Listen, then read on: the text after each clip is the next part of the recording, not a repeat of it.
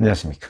2021년 4월 4일 최병목의 팩트 시작하겠습니다. 문재인 대통령이 오늘 부활절이죠. 부활절 메시지를 페이스북에다가 올렸습니다. 거기에 요지는 뭐 예수님 뭐 이런 거 빼고 예수님의 부활처럼 우리 역시 고난의 역사를 희망의 역사로 바꾸어 나갈 것이다. 함께 잘 사는 나라를 위해 도전하면서 근원적인 곳에서부터 공정과 정의가 자리 잡도록 더욱 노력하겠다. 이렇게 얘기를 했습니다. 공허하게 들리지 않습니까? 임기 5년 차인데 이제 1년밖에 안 남은 대통령이 근원적인 곳에서부터 공정과 정의를 정의가 자리 잡도록 하겠다고요. 지난 4년간 뭐 하고요?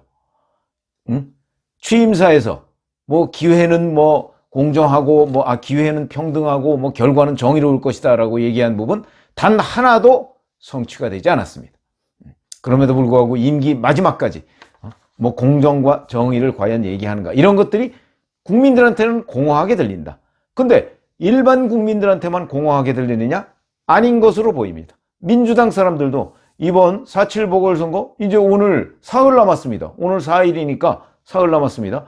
이 사흘 남은 동안에 그동안에 선거운동을 하면서 문재인이라는 이름이 민주당에서도 그리고 박영선 후보한테도 나오지 않았다. 왜 그럴까? 이런 거를 오늘 말씀을 드리려고 하고요. 이게 무엇을 암시하는 대목인가 하는 부분을 집중적으로 설명을 드리겠습니다. 우선 자, 임기 1년 1개월 남겼습니다. 1년 1개월 남겨놓고 민주당은 자 우선 정권심판론이라고 국민의힘 오세훈 후보가 지금 여기저기서 국민들 앞에 시민들 앞에 호소를 하고 다니죠. 이것이 지금 먹히고 있는 분위기입니다. 그래서 4월 1일 이전에 조사한 여론조사 결과를 보면 오세훈 후보가 박영선 후보를 거의 15 내지 한 22%포인트 정도 앞서고 있는 것으로 지금 나타나고 있는 상태에서 지금 4월 2일과 3일 사전투표를 했죠. 이 사전투표는 뭐 서로 자기들이 유리하다 뭐 이렇게 주장을 하고 있지만 그거는 제가 말씀드렸죠. 아무도 모른다.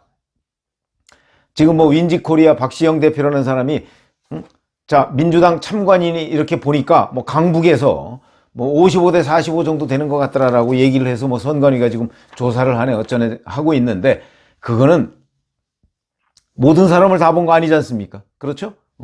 그러다 보니까 통계 자체가 무의미하고 실제 통계를 냈는지도 불투명하다. 이렇게 보면 자 민주당은 그러니까 대통령 지지율이 떨어지면서 계속 이렇게 되는데 우리 이런 거 기억하시죠? 제가 얼마 전에 유튜브를 해드린 적이 있는데 1월 하순쯤에요. 바로 박영선 중소벤처기업부 장관이 장관을 그만두고 곧바로 와서 페이스북에다 문 대통령 생일 올해 1월 24일이죠. 생일에 뭐 생일 축하드립니다. 뭐 어쩌고저쩌고 해가면서 우리나라는 문재인 보유국이다. 이렇게 아첨을 한 적이 있습니다. 자, 그로부터 딱 2달 지나서 이제 박영선 후보는 문재인이라는 이름 석자를 이번 서울시장 보궐선거에 전혀 올리지 않고 있습니다. 왜 그럴까요?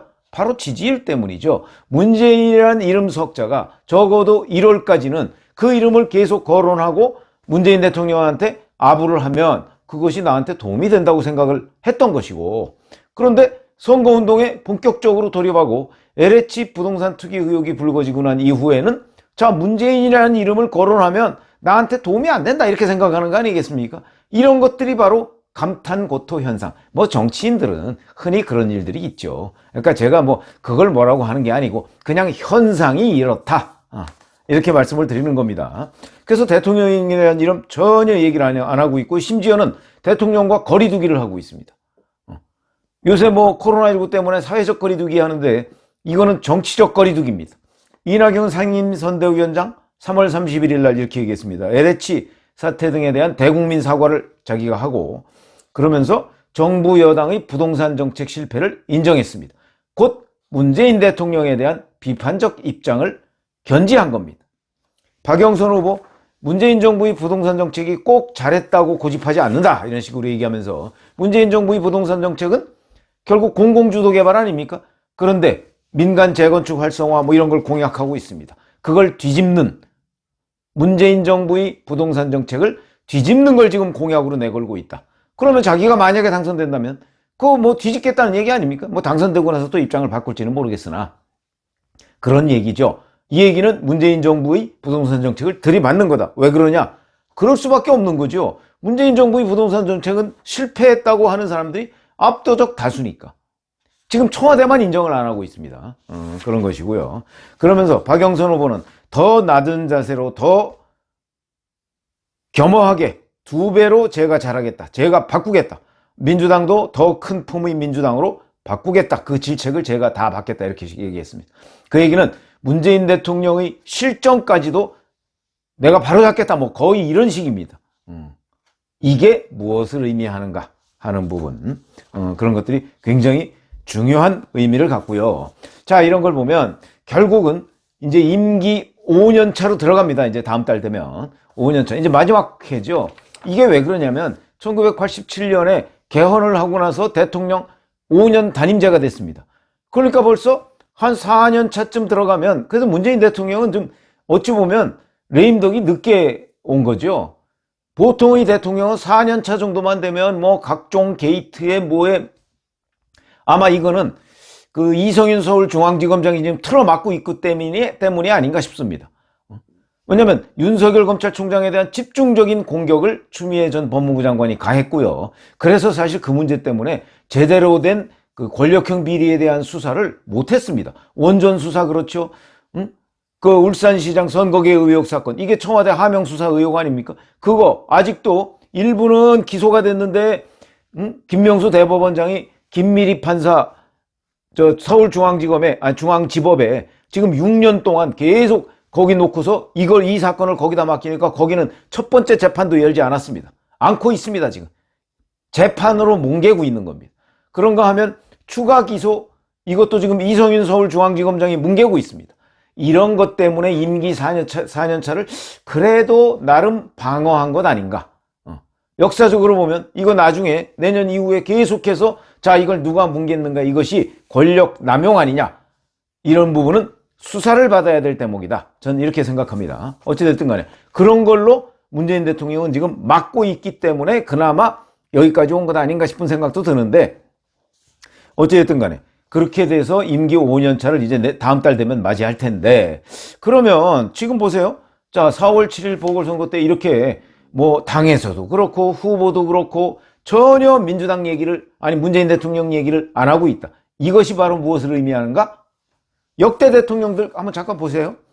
보면 노태우 대통령, 노태우, 김영삼, 뭐 김대중, 노무현 전부 다 임기 말에 탈당했습니다. 뭐 연도별로 약간의 뭐 5개월 전에 탈당, 뭐 10개월 전에 탈당, 1년 전에 탈당, 이런 차이가 있을 뿐이지 임기 말 5년 차에 다 예외 없이 탈당을 했고요. 한 사람만 예외입니다. 이명박 전 대통령만 예외죠. 그때도 당에서 탈당 얘기가 있었는데 그때 박근혜 비대위원장이 그거 바람직하지 않다 그래서 딱 정리를 했습니다. 그건 이제 박근혜 대통령 스타일입니다. 그러다 보니까 그때 딱 정리한 거 외에는, 그러니까 박근혜 전 대통령은 그 현직 대통령 탈당시키고 차별화하고 뭐 그런 거를 생내적으로 싫어하기 때문에, 그래서 나는 그거 탈당 요구 그거 하지 마라. 그래도 나는 당선될 수 있다. 뭐 일종의 이런 자신감이라고 볼 수 있죠. 그런데 박근혜 후보 빼놓고서 거의, 그러니까 1987년 이후에는 그 현직 대통령을 집권당에서 몰아내는 것이 관례처럼 됐습니다. 문재인 대통령 과연 예외일 수 있을까요? 그래서 집권 5년 차를, 대통령 집권 5년 차를 고난의 행군이다, 이렇게 표현하는 그런 언론도 있는 것 같더라고요. 그거 어쨌든 간에 그러면 자, 지금 4.7 보궐선거라는 게 제가 말씀드렸죠. 서울시장과 부산시장, 요 두 개의 광역단체장을 뽑는 겁니다. 자, 이런 정도의 선거에서도 그 현직 대통령의 부동산 정책이나 이게 표에 도움이 안 된다고 그래가지고 그걸 공격하는데, 만약에 이런 거 한번 생각해 보시죠. 이번 4월 7일 보궐선거 이후에, 보궐선거에서 문재인 대통령이 지금 현재 여론조사는 대개 한 30%나 32%, 30%대 초반, 이런 식으로 지금 굳어지고 있습니다. 그러면 만약에 이번 4.7 보궐선거 때 서울시장, 부산시장 보궐선거에서 민주당이 다 패하면 이게 더 가속화돼서 아마 20%대로 주저앉을 가능성이 있는데, 이렇게 되면 자, 내년이라는 게 이제 올해 뭐 9월에, 원래 예정은 9월입니다만은 9월에 대통령 후보 경선을 하게 되죠. 그러면 아마 이번 보궐선거가 끝나고 나면 곧바로 대통령 경선 국면에 시동을 걸 겁니다. 이때 그 주자들이 어떻게 할까요?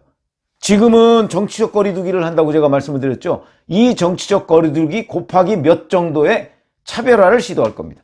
그 첫 번째가 이재명 경기도지사가 될 가능성이 있고, 자, 그런데 여기에는 이제 물론 변수가 있죠. 문재인 대통령과 친문 세력들이 과연 친문 후보를 만들 것이냐 만들지 않을 것이냐, 지금 그런 움직임이 있습니다. 유인태 전 국회 사무총장 원조 친노라고 하는 이런 식으로 얘기했죠. 아마 4월 7일 보궐선거 후에 여기저기서 지금 준비를 하고 있다.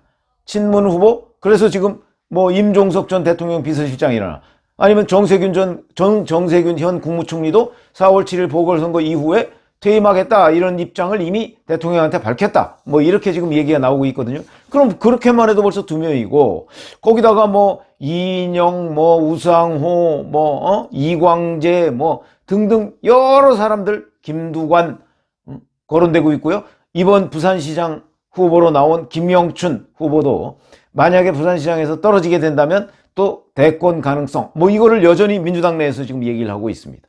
자, 이런 상황이라고 한다면 친문 후보가 나오는 거는 거의 기정사실이 될 것이고, 다만 그 친문 후보가 이재명 경기도지사와 맞설 수 있느냐 없느냐, 이제 요게 관건인데, 그렇게 하다 보면 둘 사이에 경쟁적으로 친문 후보는 문 대통령 지키기, 이재명 경기도지사는 문 대통령에 대한 정치적 거리두기 틀림없이 할 것이다. 그렇게 되면 이제 당이 파열음이 나겠죠. 거의 깨지는 소리가 날 것으로 보입니다. 저는 지금 박영선 후보와 민주당 이낙연 전 대표, 이낙연 상임선대위원장이죠. 이 두 사람의 그 4.7 보궐선거의 문재인 지우기, 이게 결국은 보궐선거 후 민주당의 예고편이다. 이렇게 분석이 됩니다. 그러니까 4.7 보궐선거에서 민주당이 두 군데를 다 패하게 되면, 그러면 이제 자, 이 보궐선거 후에 이재명 경기도지사나 또는 다른 친문이 아닌 다른 대권 후보가 결국은 문재인 대통령과 차별화를 지금보다 가속화할 것이다. 근데 그 예고편을 우리가 지금 살짝 보고 있는 것이다. 그래서 이번 보궐선거에 문재인 대통령은 전혀 나오지 않았다. 이렇게 볼 수가 있는 겁니다. 그래서 자, 이 그 대통령이 탈당 관행, 근데 물론 그때 가서 문재인 대통령이 지금 민주당, 더불어민주당을 탈당할 수밖에 없을 것인가? 글쎄요. 만약에 지금 현재 좀 섣부른 얘기긴 하지만 만약에 그런 일이 현실화된다면 저는 궁극적으로는 아마도 탈당하게 되지 않을까, 내지는 분당하게 될 가능성도 있다. 이렇게 생각이 듭니다. 무슨 얘기냐면 아직도 더불어민주당에는 친문이 다수입니다. 그런데 4월 7일 보궐선거가 딱 끝나고 나면 자, 친문이 과연 다수인가? 아직도 친문인가? 이런 얘기들이 당내에 파다하게 퍼질 겁니다. 왜 그러냐? 이제 문재인 대통령하고 가깝다는 게 전혀 득이 되지 않습니다. 마이너스 요인이 되는데, 자, 그렇다고 해서 친문이 집단적으로 이재명 경기도지사한테 과연 투항할 것인가? 그 투항을 막기 위해서 생긴 것이 그 부엉이 모임의 확대판인 민주주의 4.0 아닙니까? 이 사람들이 그 안에 있는데 아마 그 안에도 내부적으로는 벌써 이재명 도강파, 그러니까 이재명 경기도지사 쪽으로 강을 건너간 이런 사람도 있을 것이고, 아니면 진지 구축파가 있을 겁니다. 친문 진영을 나는 여전히 사수할래, 이런 사람도 결국 분열하게 되는 것이죠. 이게 1997년 민주계의 정치발전협의회하고 똑같은 현상이 그 안에서 벌어질 것이다 라고 본다면, 결국은 지금 현재 4월 7일 보궐선거 선거운동 시작과 이제 거의 막바지에 가고 있습니다만은, 지금까지 문재인 대통령의 이름 지우기, 이거는 결국 보궐선거 패배 이후의 민주당의 예고편이고, 그건 결국 패배 이후 민주당의 온갖 정도의 파열음이 나는 것, 이 파열음을 미리 보기로 살짝 보고 있는 것에 불과하다, 이렇게 판단이 돼서 제가 오늘은 바로 보궐선거에서 지워진 문재인 대통령을 주제로 해서 말씀을 드렸습니다. 아마 4월 7일 보궐선거에서 민주당이 두 곳에서 패배한 이후의 민주당, 이거는 대단히 많은 뉴스거리를 만들어낼 것이다, 이렇게 생각이 들어서 제가 뭐 한두 번 살짝 얘기한 적은 있는데 오늘은 집중적으로 그 문제를 한번 들여다봤고요. 4월 7일 보궐선거 이후가 어찌 보면 지금보다 더 중요할 수도 있겠다. 민주당에도 그렇고 국민의힘에도 그렇다.